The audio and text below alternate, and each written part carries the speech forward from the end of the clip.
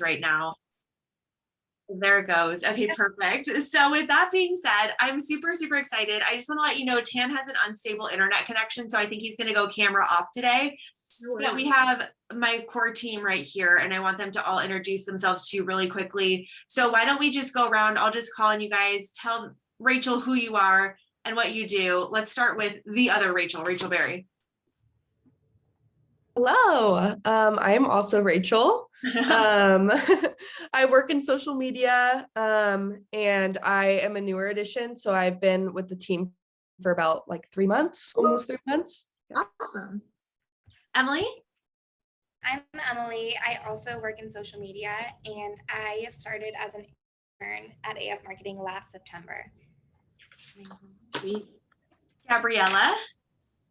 Hi, I'm Gabriella. I'm going to be a senior at the University of San Francisco, and I'm studying advertising and minoring in graphic design. Cool. And Tan is reconnecting right now, but I'll give him his little intro. Unless Tan, are you there? Can you hear us? Yeah, I'm just trying on my phone instead. Give me one second. No problem. Tan, we just wanted you to introduce yourself to Rachel. Let's tell her where you go to school, what you're studying. Yeah, so I am a senior at San Diego State. I'm studying marketing and sales right now. I'm trying to get into video production and creative directing. I have a semester left. Very, very cool. I love it. So Rachel, first of all, I wanted to thank you again for agreeing to do this. I miss you immensely. I talk about you all the time. It's kind of strange. Like whenever like anything that's related to like graphic design or production work, and especially working in like different teams, I always think about you, Danny, Nikki, and Natasha. Like I talk about you constantly. So to give everybody some context, I'll first kind of lay the scene of how Rachel and I know each other. And then Rachel, I'll have you do a little introduction of what you do now, where you started, and all this stuff in between. And then I have a couple questions for you. I'm going to turn it over to the team right away for them to ask you questions. But the reason I wanted you to be here was because you were always somebody that I was like, she wants to do more. She's so creative. Like she has all these ideas. And when we were working together, which for context, everybody, Rachel was a graphic designer at Bluefish. You guys all talked to Zach Crowell, remember him? They talked to Zach. Zach was also at Bluefish. So Rachel was part of the agency that was the agency of record for Zephyr when I worked at Zephyr. So that was, again, a creative agency. That agency was really focused on a lot of like print advertising, print materials like brochures and things like that. And Rachel was in the Encinitas office and worked closely with me and with Danny, who you guys will meet too, because Danny agreed to talk to them as well about client relations, because there's nobody better than that. But she was always the one that I was admiring because she was pushing the boundaries of like what we were doing. Instead of getting a piece of paper with like 5 squares on it and it's like fill in the squares, she was like, I can make this way sexier. So she was always super fun to collaborate with. And I think she's a really good example too of it's not just the skills that you bring to the table. Like you've got to love working with the people that you work with. And I loved working with Rachel so much. So that was why she was my first person to ask to come talk to us about graphic design. And Rachel, for your benefit, even though we have like Rachel and Emily are working on social media, a lot of the things that we talk about here obviously have to do with visuals and just design principles in general. But a lot of that, like taking creative feedback and making something creative in the mind or, for a client really in a business sense. So it's not like I get to design whatever I want, but it's I get to be creative within these boundaries. Also want to talk a lot about, your creative process, how you stay inspired, and also how you deal with receiving feedback. So just to start that off, why don't you say hello and tell everybody what you're doing, where you've been, all that kind of good stuff. All right. Well, I'm really, really happy to be here. I've been tracking Amber's company, and it's just remarkable. And I think that this program is super cool to, kind of continue the knowledge onto the interns so that when they, join the marketplace or, get a new job, they're rearing to go. So I think that's awesome. I started my career, or I'll take you all the way back.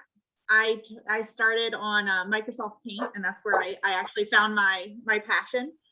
So I went to college and I got a bachelor's degree in graphic design. And my first job out of college was working for a packaging company called the Lindy Bowman Company. And so there I will production work. So as you advance in your career, you have to kind of hit those roadblocks that help you get to where you're going. And ultimately, some of the stuff that I learned in this first job has carried through all the way to now. So maybe I'm not producing all the assets, but I understand the background and the process needed. And so it's really beneficial to kind of to all those roadblocks being up to, the career you want to have, having that experience. So I started at the Lindy Bowman Company, out gift bags and gift boxes into die lines. So I would take art and I would place it in the files and make sure that they were production ready. I would also work with vendors overseas. So there was some vendor relations. So being comfortable talking to external parties outside of your company is a really big skill set that you'll eventually have to have, is being able to kind of coordinate logistics, and then also talking through a lot of your concepts and things like that. So that gave me some really good experience on the production work side. I also got some nice experience doing some photo shoots of the products that we were creating. So there was, I dabbled in a few different avenues there, and that also helped me understand what I like, what I don't like. Do I like the administrative work? Can I see myself managing designers, or do I want to be the doer? As I've kind of gone through my career, there's really, a few paths you can take. You can take this like tactical path where you keep advancing your skill set in design or in the field that you really enjoy and becoming an expert, and you can make a lot of money that way. Or you can take like a more soft skill approach where you're taking what you've learned and taking a more manager path and directing path, where you're using your leadership skills. You have to kind of be able to speak to a larger audience. You have to be able to explain your designs and your team's work and vouch for them. So there's that avenue. And then there's the avenue of working for yourself and doing your own business and doing freelance. So as I went through, my jobs and my career, I kind of started to take notice of what I was enjoying and what I was not. And it helped to kind of form where I knew I wanted to go long term. So after the Lindy Bowman Company, that was on the East Coast. I made a big move and came to the West Coast. And the notable job that I'll mention is Bluefish. So that was the next big one that really set off my career. So like Amber said, it was a amazing collaboration between the client. We had Bluefish had a lot of different, but one of our biggest clients was Zephyr. And so I was very close with Amber and working with her on concepts. And, this was on email campaigns, brochures, print ads, collateral that would be out in the marketplace, web banners, lots of different, it touched a lot of different things. But ultimately, the thing that I think that she was speaking to is, the client doesn't always know what they want. They know what to ask, like they have an ask, but they can't visualize what direction to go in. And that's really our job as designers, is to take the ask and find the solution for them. That was something, it was like, sometimes we would have clients that would bring the solutions and sometimes they would work, but sometimes I'd have to step in, or someone would have to step in and say, you know what, I think that ultimately that's a good idea, but this could maybe work better. And so that's our job as designers, is taking that ask and helping to form it and produce something that we know the client maybe hasn't even thought of. And so that collaboration was really important, talking to them, understanding what their end goal is, and then taking the opportunity, like Amber said, is, can we push this up a notch? Does it have to be this format, or could it work better in landscape? Could it work better as a digital piece? Like thinking through all of these different ideas that maybe could get a better end result. So after Bluefish, I moved on to a company called Sherry's Berries. I don't know if any of you have heard of it. It's an e-commerce, or it was an e-commerce site, and specialized in gourmet desserts and snacks and things. And so a lot of that, my job was actually focused on package design for a good chunk of time. We were in the middle of a rebrand. So we were going from Sherry's Berries to Sherry's Gourmet. And with that was a, the demographic that we were trying to hit was different than Sherry's Berries. We were trying to take it up a notch, be a little more elevated, be more aligned with like Godiva and things like that. So looking through all of the work we had done and elevating it to match the clientele we were trying to target. And so my job was taking all of the packaging that we had and redesigning it for this new consumer. And so again, it touched on things. I mean, we had to do photo shoots.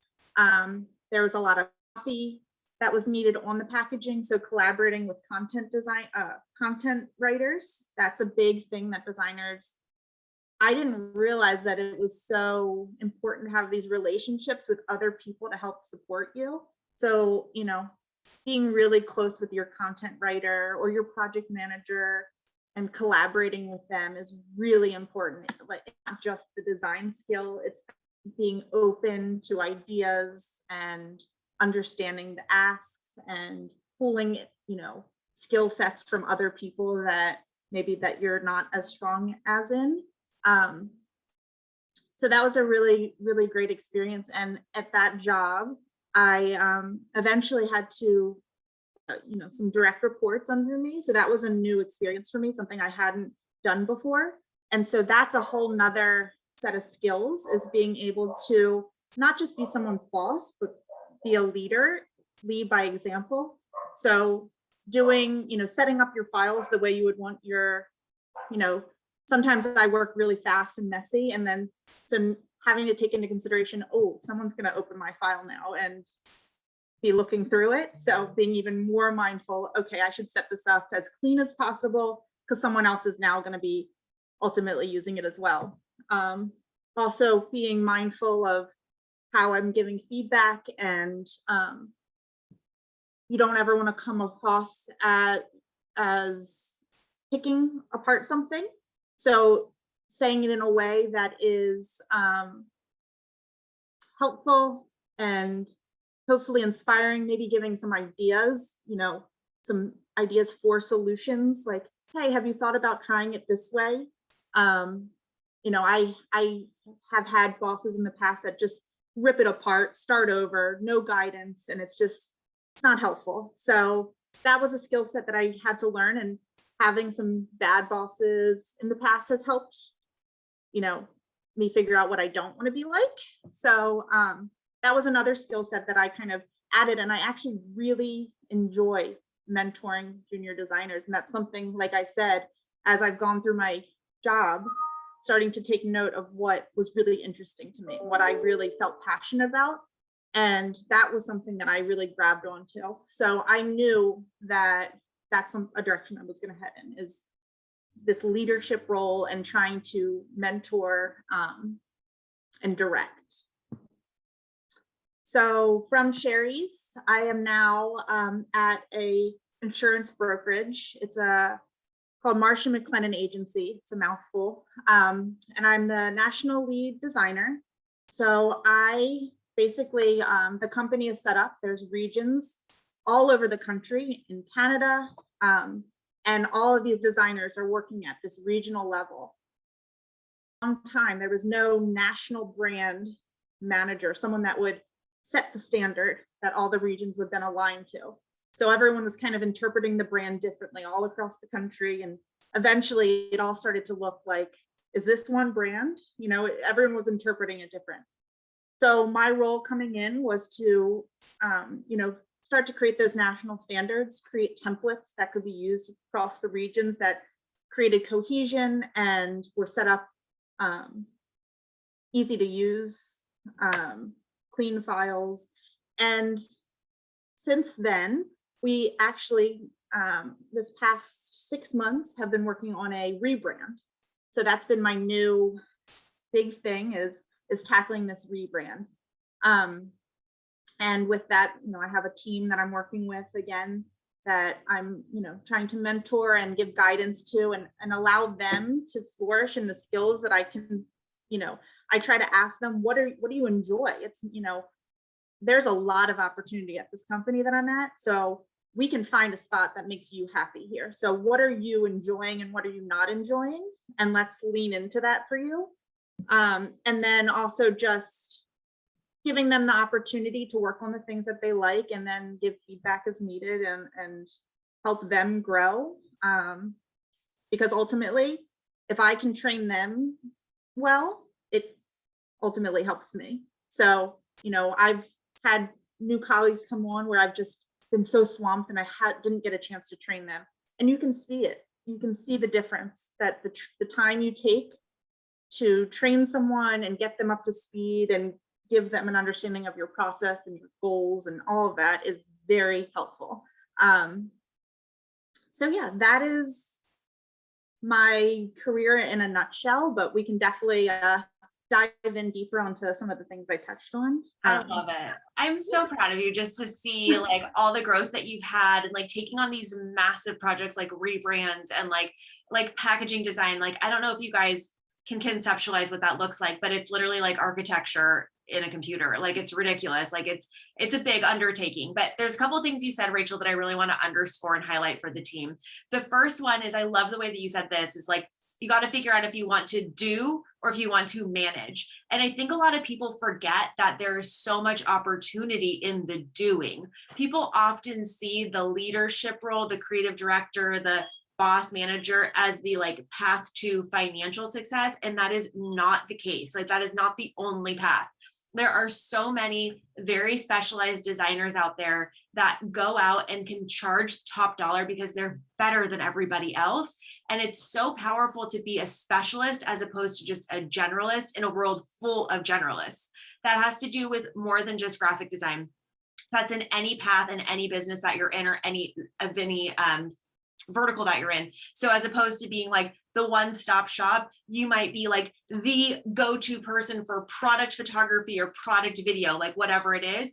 Don't forget those as options and don't rule them out if you're especially looking for financial success. I see that as a huge miss from people a lot of times. I'm so grateful you highlighted that.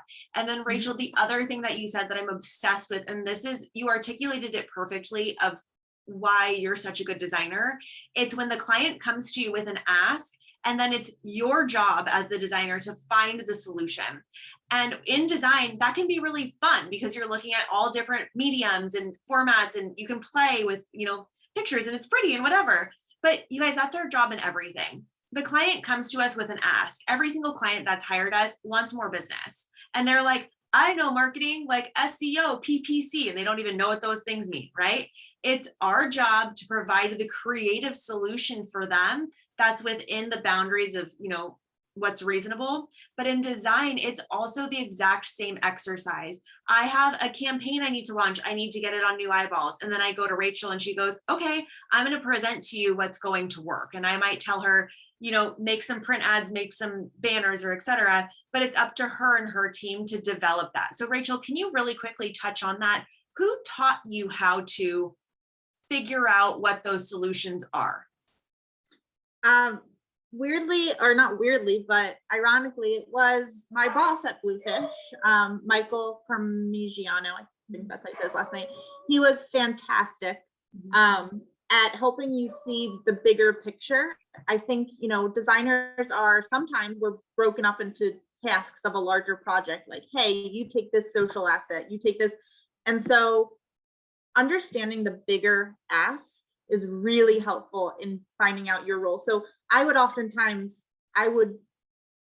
pick my project manager's brain, like, what is this going into? What is this a part of? And it would help me understand what the solve could be. Because when you're tunnel vision on a certain project and you don't see kind of how it fits in, that can hold you back. So that would be my first advice, is if you have an opportunity to dive in deeper and figure out how is this being used? Who is going to be seeing it? What's the shelf life on it? Is this a piece that is going to live for a week, or is this going to live for year round? Asking all these questions will really help shape and help you find a solve. So, you know, at Bluefish, we had I think we had some sort of creative brief form.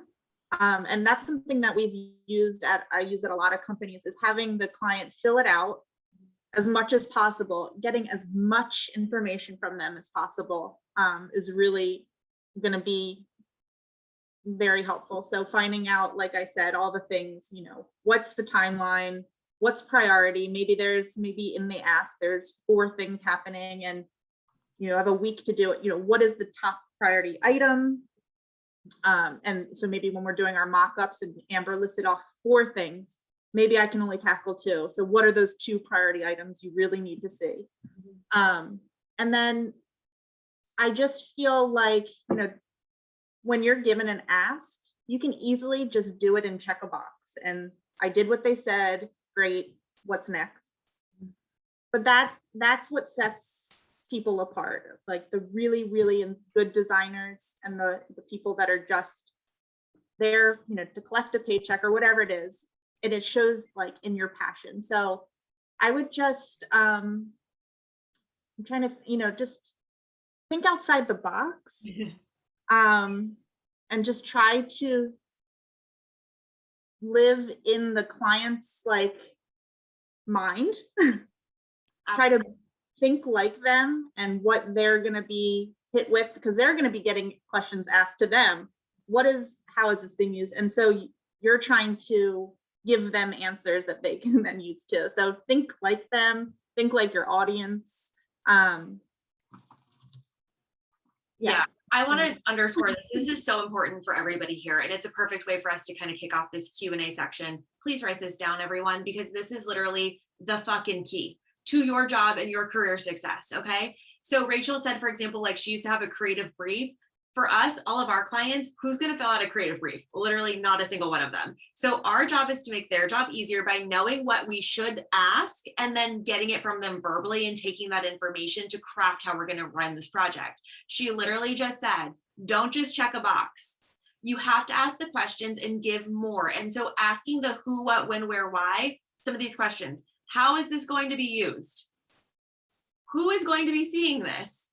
Why are we doing this? What is the shelf life? Who, what, when, where, why? What are the priorities? What are the timelines? And if you think like the client and think, okay, if I was in the client's shoes, what would I need? What are they forgetting? What are they not articulating? And you're able to think like the receiver of the message that you're designing. So whomever that design is intended for on the consumer side, you're going to be so much more successful. And you guys, this has to do with so much more than just design. It has to do with, you know, social media campaigns. It has to do with video. It has to do with photo. It has to do with everything that we do here. And what's so important is to remember that whatever task you have on your, or not task, whatever job description you have on your business card, whether you're a graphic designer or social media manager, or, you know, the head of a video team, your job is to provide solutions, and you can provide the best solutions when you have the most information. So asking it, getting it done the first time, and then going to execute is so key. So I want to go ahead. I have like 25 more questions for you, Rachel, but I want to give the team a chance to ask what's pertinent to them, and we'll kind of let the conversation flow as it will. Anybody want to start off with just like a hand raise and ask a question to start off for Rachel? Go ahead, Gabriella. Hi, Rachel. Thanks for coming and talking to us. Sure. Okay, so my first question is like, as a designer, like we all kind of worry that our work is not good enough, and like we always doubt kind of our creative abilities, like especially I do, like being a minor in graphic design, like there's obviously kids in my class that are like so much more advanced than me because they're super passionate about it. So how do you kind of get past that? And does it come with time and experience, or is it about kind of changing your mindset and believing what you produce is enough? I'm so glad. I was literally going to stop everyone before they started the Q&A to talk about confidence. It is something so key to us and our role. And I think you really nailed the solutions on the back end of your question, but I'll dive in. I am exactly where, or I was exactly where you were. I, you know, was hesitant. Is this right? I happen to I would usually give too many solutions, and people would be like, can you just give me like 3 instead of 50? So it's a combination of experience. The longer I've been doing this, I have some like go-to solutions that I know will work or that I know will wow. And then I think that it is so important to be able to back up your work with an explanation. Everything you're doing should have a reason why you're doing it. And that will help you feel confident when you're presenting it or you're pitching it. If you have a reason, and there's times that I'm like, not that I make up a reason, but they don't know. Everything's subjective. If you can come with confidence of why your design will work, maybe you're talking out of your butt at times, but confidence is key, and it will win you business. So like you said, it is a mindset. There are so many designers, they're choosing to work with you, your company. You should just be confident and focus on yourself. Don't let other people's talents, that don't let that affect you. Put on your blinders and just focus on what you can do. You can't change, you can only do what you can do. So don't let other people's talents or things you see, just focus on yourself. But something that Michael, my creative director, we would be doing logo concepts, and I would like over embellish designs, or I would add an extra wave on a letter. And he's like, why did you do that? And I was like, I don't know, I thought it looked good. And he's like, if you don't have a reason, don't put it in. If that slant is supposed to evoke forward motion and your tagline is your future is limitless, like, if you have a reason, go for it. If not, strip it out of the design. Simpler is better. Try not to over embellish things, and just have a really good understanding of why you're designing something. That's my biggest piece of advice, and you'll naturally feel confident talking about it. If you do the work on the back end and you are being mindful at designing, you'll automatically have reasoning and be able to back yourself up when you're talking about it. I love that so much, Rachel. Zach literally said the exact same thing. And just to give you guys some context, Zach and Michael at one point in time were both creative directors, like partners, and then they specialized in different things for a while. But it's the exact same formula for any type of role. If you're presenting a social media concept, if you're presenting a giveaway campaign or a video, why are you doing it the way that you're doing it? Sales is a transfer of confidence.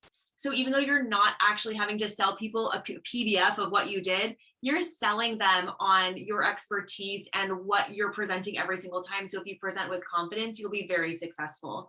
Gabriella, you said you had the first question. Do you have something else that you wanted to add on to? Because I think this is a great conversation. Well, I have other questions, but they're not directly related to them. So does somebody else? We'll kind of popcorn around. Who else wants to go with a question? Go ahead, Tan. Yeah, hi.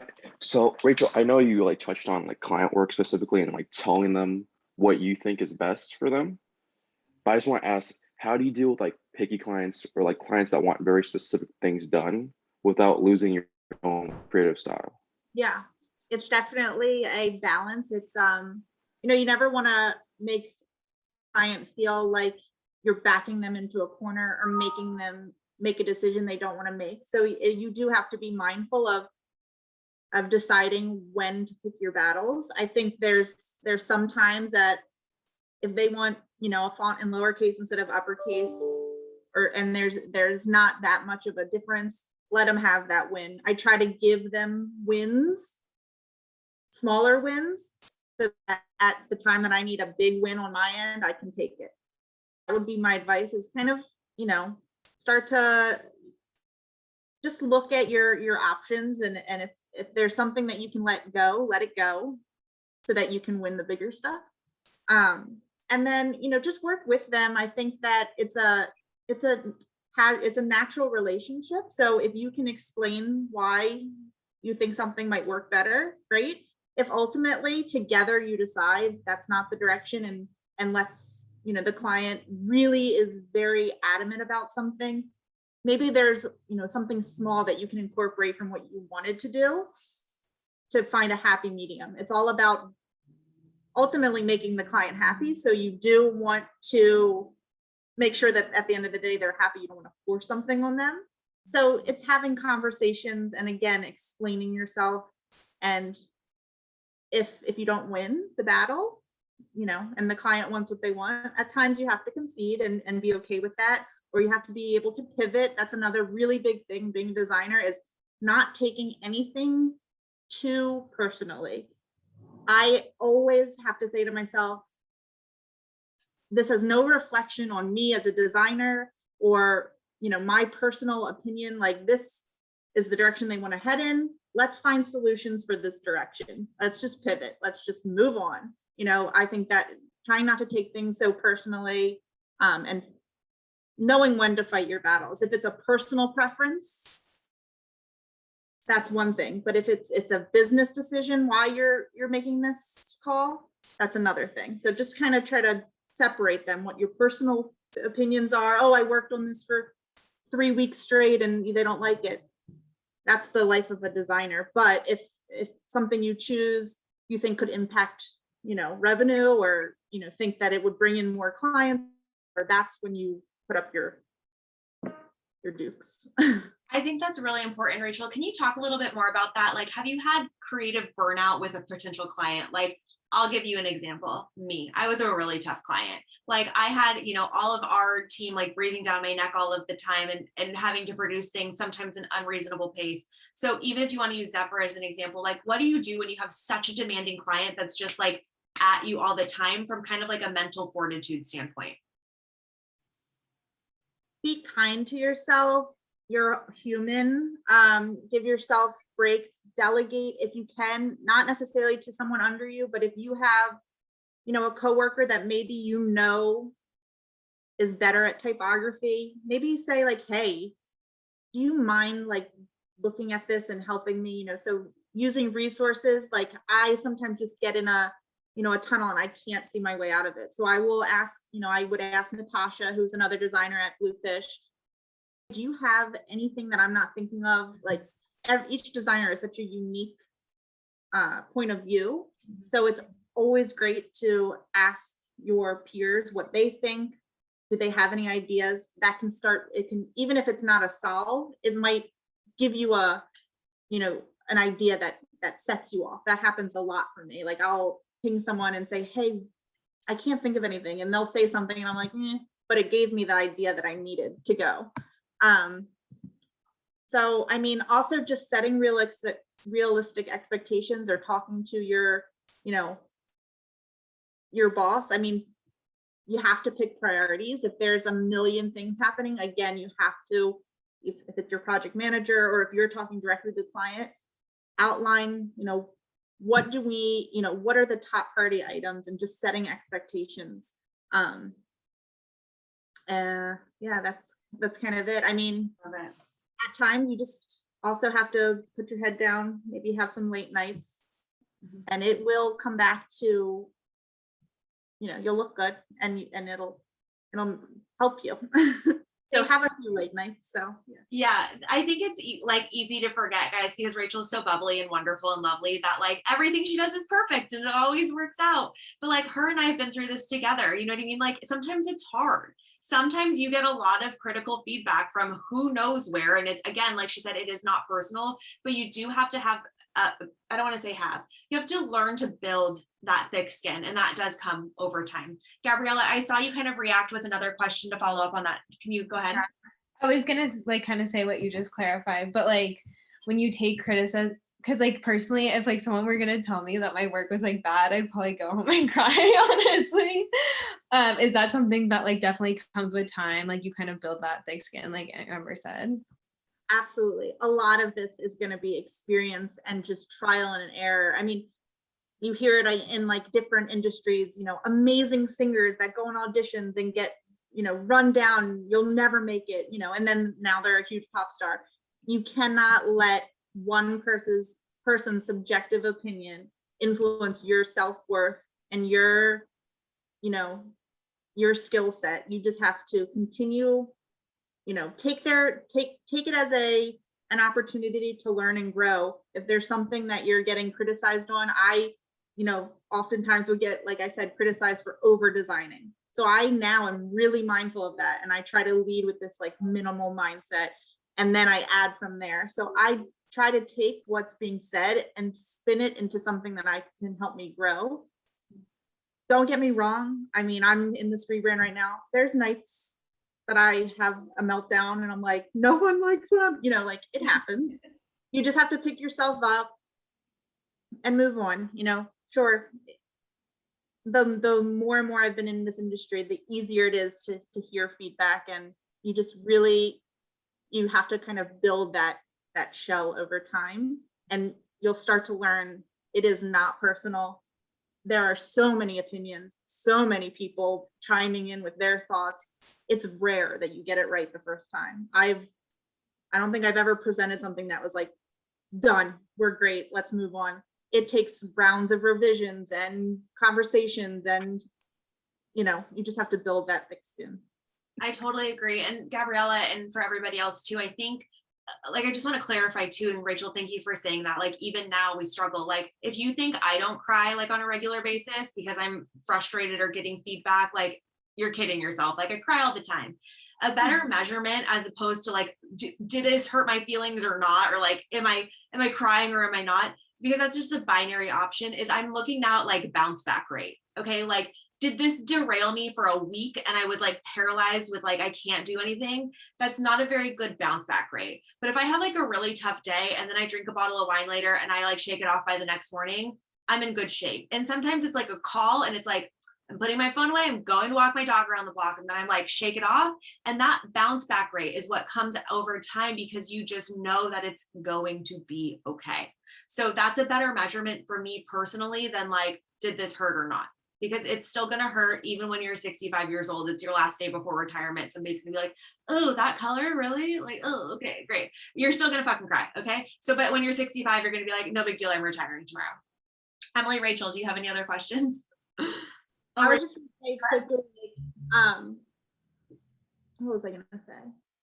I can't remember. It'll pop in my head, but we can keep going. I have a question. In your like experience mentoring and like leading junior designers, what's like the biggest piece of advice or like a big mistake that you see them making that you've had to like give them the same piece of advice? Like, what do you see across the board in like these new designers? Well, the first one is the confidence. I see that across the board. If you can explain your designs, you will go far. It's just something I think that is really important. And that's something I try to tell, be able to back up your design.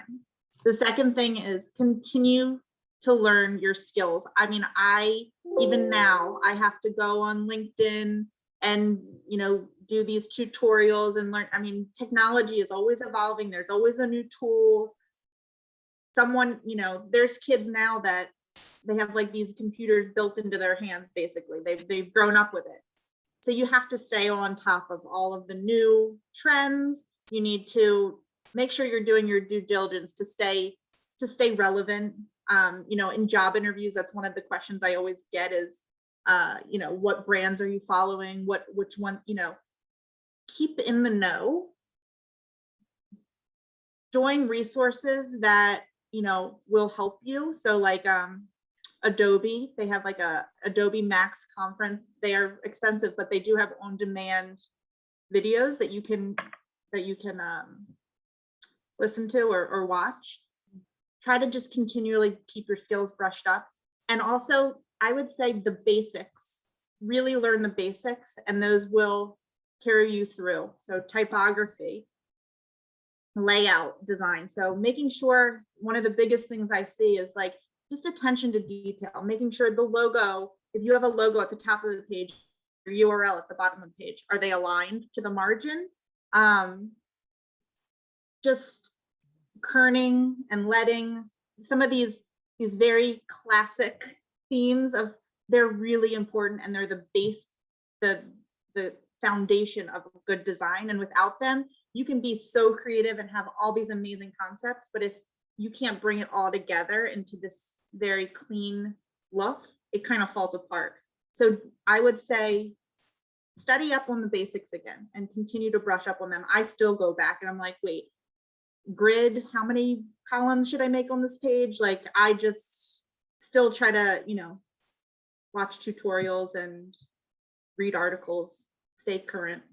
I love that. It's so important too, Rachel. Like, this is something I talk about all the time, but like the biggest trend in graphic design, and I'll call that like people that like aren't actually graphic designers, but like are putting stuff together, is like legibility.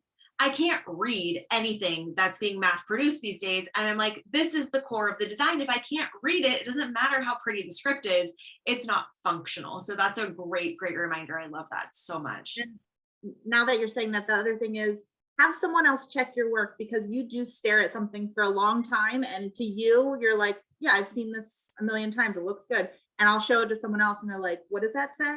So it's good to get a pulse check, and also make sure you're stepping away from your work and giving your eyes a second to breathe. Sometimes I will stare at something for so long, and I'll step away and I'll come back and I'm like, whoa, why did I do that? So if you can like just give yourself some time to like step away from a concept and look at it with a fresh pair of eyes, and you come back, you can start to find things that you didn't see before. I love it.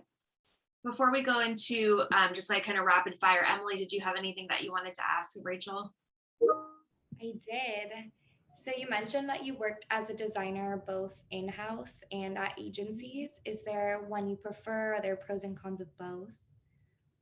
Yes, there are definitely pros and cons of both. I don't know. I kind of, when I'm in one, I miss the other one. And but like, so for agency, the cool thing about that is that you are dealing with a lot of different clients. So you get exposed to a lot of different, you get to concept a lot more. There's a lot less boundaries, because, you know, for Bluefish, I mean, I worked on like a ad for Africa Channel, and then I had this real estate, we had Zephyr, and then I had, you know, some really other cool, you know, there's a lot of variety. And so that's really fun. The cool thing about being in-house is you become a master of that brand. And so once you know it, you know, you're really familiar with it, but then there's limitations. You can only stay within those boundaries of that brand. So I think it's really up to your personality. If you like stability, if you like, you know, having a more structured framework around, you know, in this job I'm at, it's very corporate. There's a lot of rules around the templates. And so it's very, you know, you're in a box a little bit, but it's also nice because you have these, you know, bumpers that you have to stick in. If you kind of like, and you're pitching to the same people when you're in-house.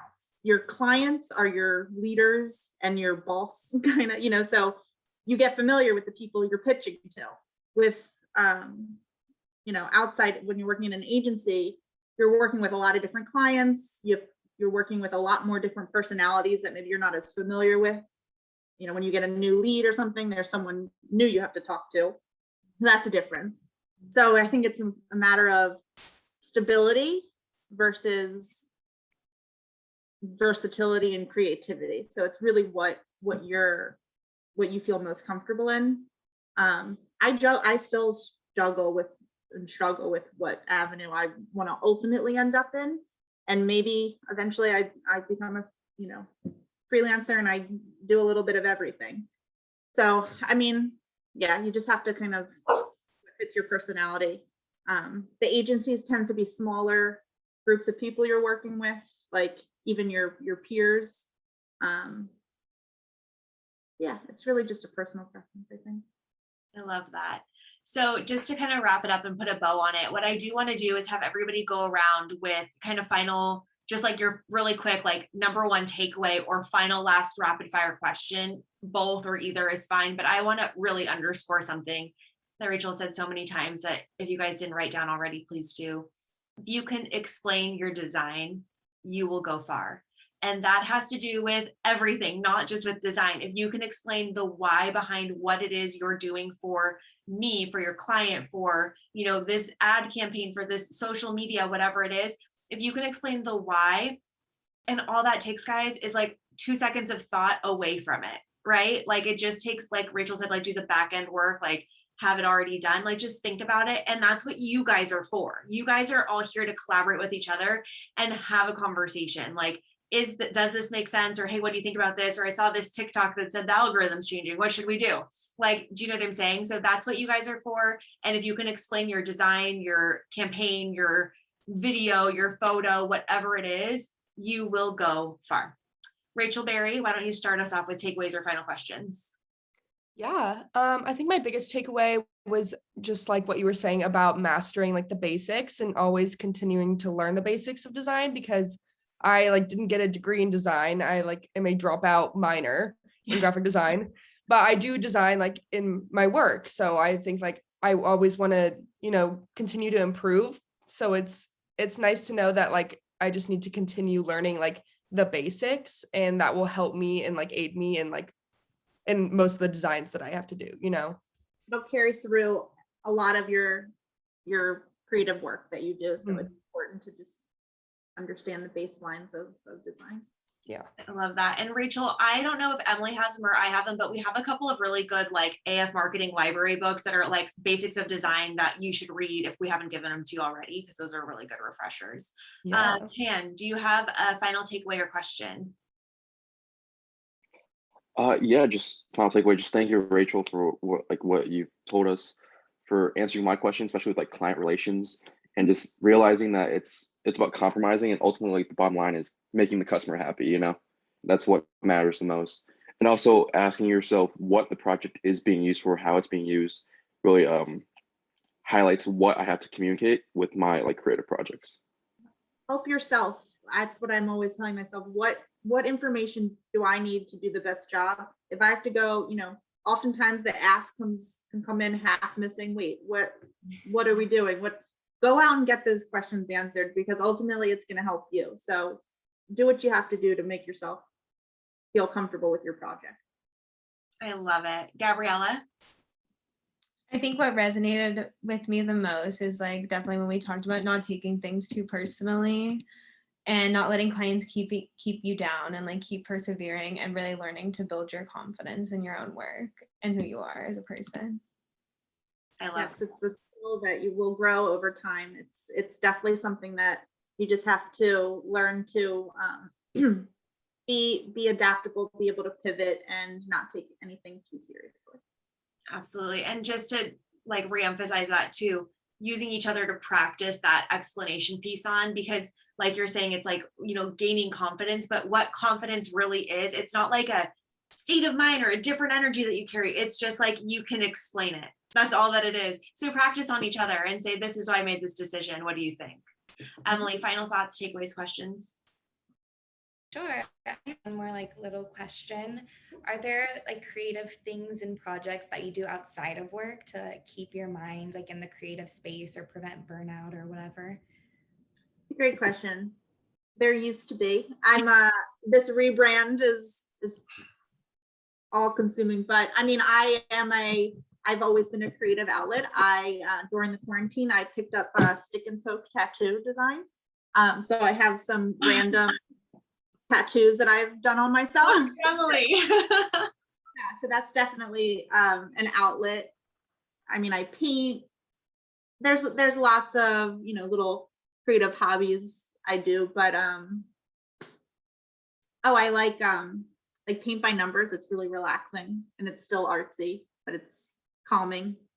And there's like boundaries and it's easy and you can just kind of be mindless. So that's another one I really like. It's like meditation, but with art.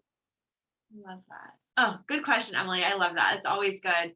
Rachel, I'm so grateful to you for spending time with us today. I literally we could talk for 3 more hours, like diving deep into like all the things. Like one of the things, like we might have to have you come back because I want to talk about like agency layout of like how you work with creative directors, how you work with project managers, how you design like with them, over your shoulder.